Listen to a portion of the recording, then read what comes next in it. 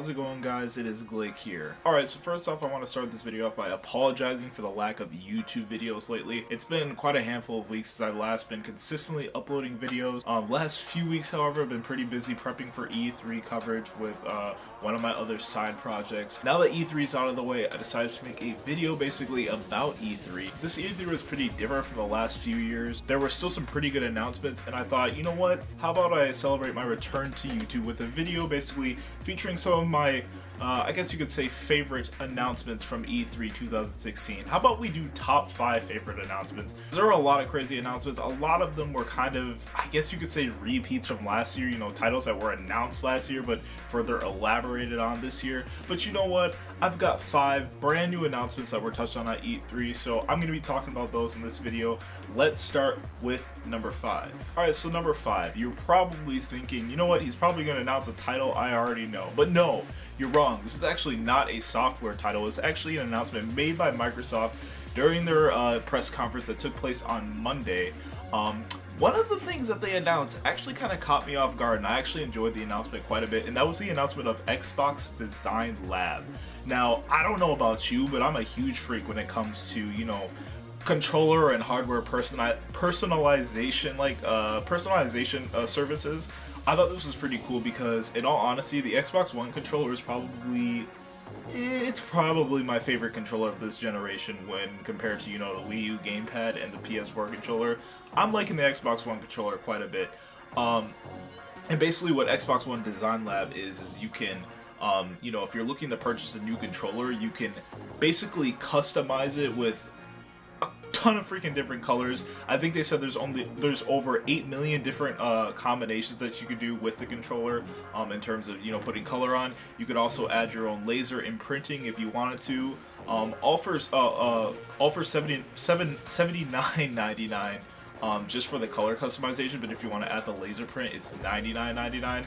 Unfortunately though, right now they don't offer anything in terms of customizing your own Elite controller, Xbox One Elite controller, which I was really disappointed about because, you know, if they were to implement something like that where you could, you know, customize your own Xbox One Elite controller, they would basically just put SCUF out of business in terms of, you know, Xbox One design, Xbox One controller customization.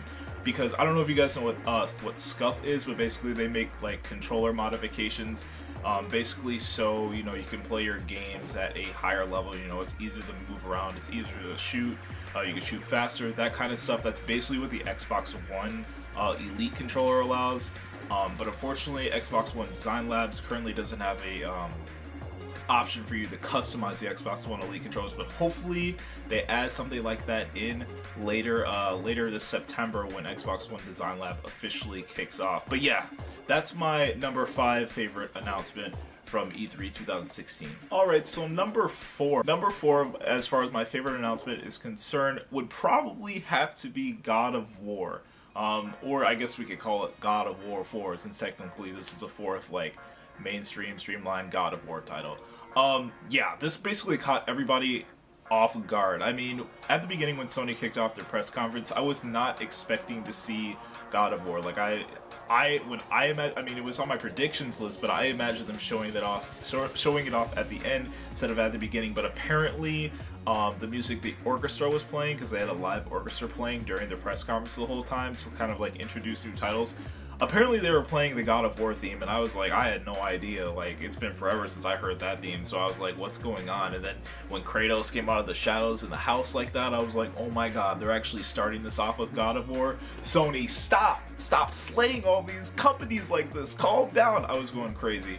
But yeah, I mean, that's gotta be my 4th favorite announcement. The gameplay looks really crisp, even though it's really early in development. The game doesn't come out until probably sometime late in 2017. I love the connection, the weird, the awkward yet really sweet connection Kratos has with his son. Like, I didn't even know he had a son. That completely took me by surprise too. And I also like how they are taking the game.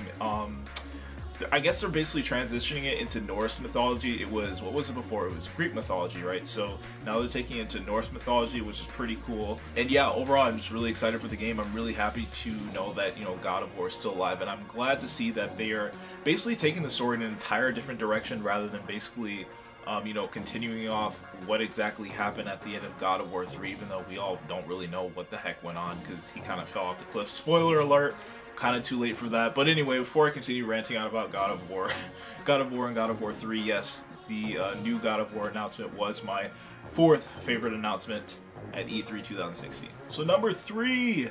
Now, number 3 would probably have to be Gwent, the Witcher card game. I believe that's how you pronounce it. Alright, so I just want to first throw this out here and say that I have never played The Witcher title in my entire life, nor have I ever played Gwent. So, basically, if I've never played the Witcher title, I would have never played Gwent, and probably would have never known what it is.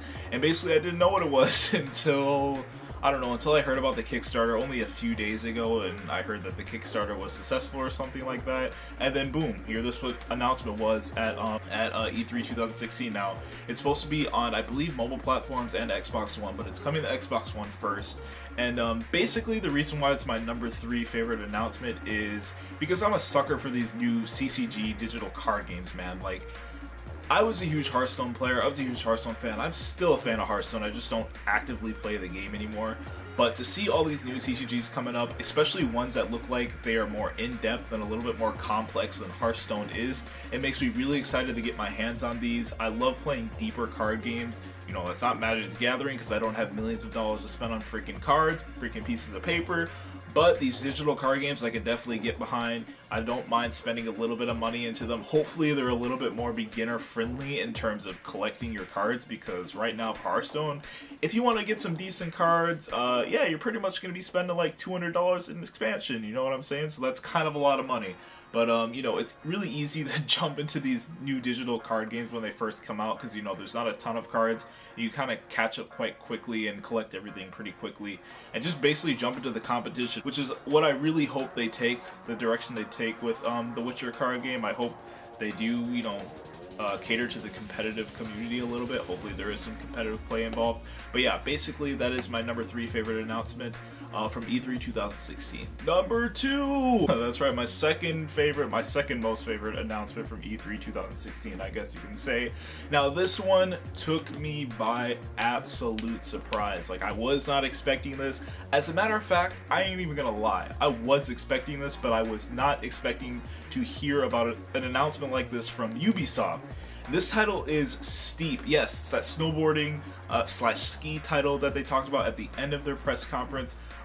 Yeah, this is basically all I've ever wanted for a very, very, very long time. Now, originally, I really wanted a brand new SSX title, you know, one that was more than average, because the one in 2006, I believe, that was the last one that released. That one was okay. Wasn't as good as SSX 3 in my opinion. It was okay.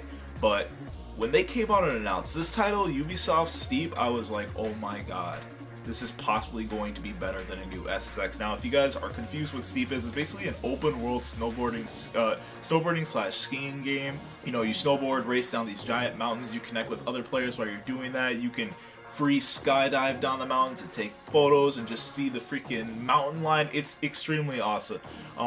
Like, I absolutely cannot wait for this title. And what's even better is that it comes out in December. I love when winter games come out in the winter. Nothing makes me more happier than that. I'm tired of winter-based games coming out in the summer or the spring. Like The Division. What's up with that? Why did it launch in March? Why didn't it launch in December or something? Anyway, yeah, Steep is definitely one of my most highly anticipated titles of 2016. Definitely my second favorite announcement from E3 2016, and yeah, I just absolutely cannot wait to get my hands on that one. Alright, y'all, number one, my absolute favorite announcement from E3 2016. I'm sorry, this is going to disappoint some of y'all, but it's gotta be Quake Champions. Yes, Quake Champions. Alright, so let me tell you something about Quake, right? Alright, so I've never played, now I'm going to get a ton of hate for this probably, but I've never played Quake 1, 2, 3, or 4. I've never played any of them. The only Quake title I've played is Quake Live. Yeah. Basically, back in 2010, 2011, was the first time that I really got into PC gaming. As a matter of fact, it was the first time that I ever owned a PC that had more than 512 megabytes of RAM and more than, like, I don't know, 50 gigabytes of hard drive storage. Basically, 2010, 2011 was the first time that I've ever owned a PC that was capable of playing a game other than, you know, Space Pinball. You know that one game that comes on. Yeah, you all know what I'm talking about if you had to live through the struggle. But Quake Live was one of the first titles that I started to play on PC. Why? Because first of all, it was free to play. It was extremely accessible because it was browser based. You didn't have to download anything, and it was pretty easy to invite friends to play with. I played hours and hours and hours of Quake Live, and mind you, I was ass at the game, and I'm still trash at the game. But it's basically scored a very special place in my heart, and I actually enjoy it quite a bit. And personally, I would love to see Quake return as a competitive FPS title. I would love to see it blow up in the esports community. Unfortunately, I don't know how that's going to work now, because this Quake Champions is taking quite a different approach than the previous Quakes. This one is going to be more, you know, hero class based. You know, each character is going to kind of have their own abilities, kind of like what's going on in Overwatch and like Battleborn and some of these other like new gen, you know, arena style, I guess, like hero based FPS, competitive FPS games. But I do think Bethesda can make it work. They already said that they're, you know, planning esports support for it. I think they're going to be talking about it more at QuakeCon.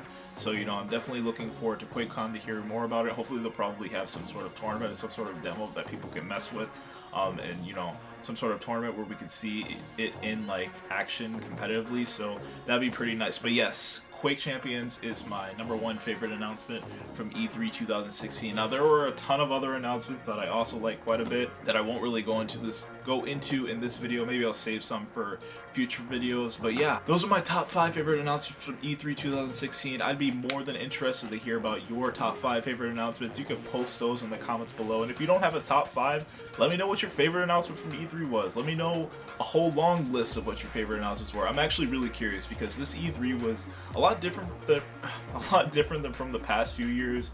Not a lot of brand new stuff was announced, but you know, I think some things did take some people by surprise. So definitely share your thoughts, and if you haven't subbed to the channel yet, please be sure to do so. If you like the video, please be sure to drop it a like. You can follow me on all my social media pages and all that other stuff, all in the description below. Hopefully you guys enjoyed this video. Can't wait to keep bringing you guys more videos again, but until next time, you guys keep on gaming. Peace out.